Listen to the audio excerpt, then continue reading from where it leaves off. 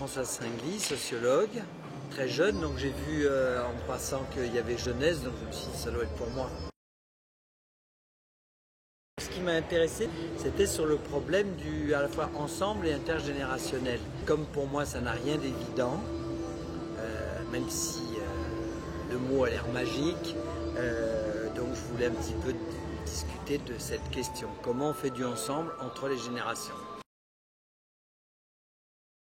Premièrement, déjà par les conditions du dialogue intergénérationnel. Alors, clairement, moi, vu de la tribune, d'en bas, ce que je voyais, c'est que les jeunes n'étaient attentifs que strictement quand un autre de leurs camarades passait ou eux-mêmes passaient sur l'écran. Les conditions donc objectives, comme dirait un sociologue, les conditions objectives ont montré que justement, eh bien, l'intergénérationnel, il est plutôt construit spontanément sur ce modèle. Donc on va causer, puis il y aura éventuellement quelques questions.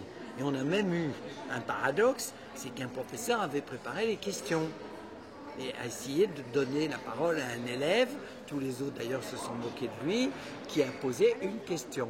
Bon, donc enfin, on était au mieux à l'Assemblée nationale. Il y a une sous-estimation, je pense, très très importante de mon point de vue, justement du travail pour créer les conditions entre guillemets du dialogue. Donc ici, il est clair que les organisateurs ont plein de bonnes intentions, ont trouvé un joli titre, etc. Mais qu'on considère que avoir trouvé un bel espace, ça suffit. Mais l'espace, ça c'est de la sociologie, l'espace structure absolument nos pratiques.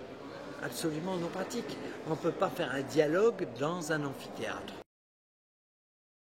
Ce que je veux dire, c'est que très souvent, mais bon, c'est un peu comme les sondages d'opinion. Les journalistes préparent un sondage d'opinion, qui après m'appellent et disent « Est-ce que vous voulez bien le commenter ?» Je dis « J'aurais mieux aimé participer aux questions. » Parce que moi, je travaille depuis 40 ans sur la famille, peut-être quand même, on n'a pas à nier non plus mon savoir. Bon, là, il est clair que c'est un savoir de type sociologique qui a, c'est tant pis, hein, mais je veux dire, il n'est pas là. C'est-à-dire, il n'y a pas eu d'analyse sociologique de quelles sont les conditions. Par exemple, le fait que, c'est rien contre non plus, mais clairement, parce que j'ai eu un autre professeur qui est venu me voir, ils avaient travaillé ensemble les questions. C'est à la fois bien et pas bien, parce que ça veut dire que les questions qui avaient été préparées étaient des questions d'élèves. Or, tout ce que j'ai essayé de développer, c'est de dire qu'à un moment donné, il faut qu'ils puissent dire « je ». Et ce n'est pas en tant qu'élève que spontanément ils disent « je ». Et donc là, ils ont préparé des questions, c'est mieux que rien, c'est pas la question. Mais ce n'est pas non plus encore les conditions idéales, puisque là, ils vont être porte-parole du groupe et tout. Le vrai problème aujourd'hui dans notre société, on a une injonction, deviens toi-même, deviens toi-même, deviens toi-même. Ça veut dire soit je, etc. Toutes les pubs nous fonctionnent là-dessus.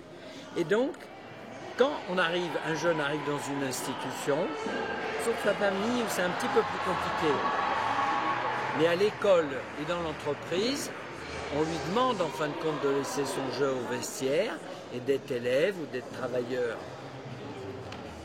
Et la difficulté, c'est qu'ils pourront faire quelque chose ensemble, mais ils le feront sans faire en même temps du titre personnel. Donc ici, notre défi, c'est dans des sociétés, et pour moi ça n'est pas négatif cette injonction, hein, que j'appelle individualisme, c'est un acquis positif. Nous devons être nous-mêmes.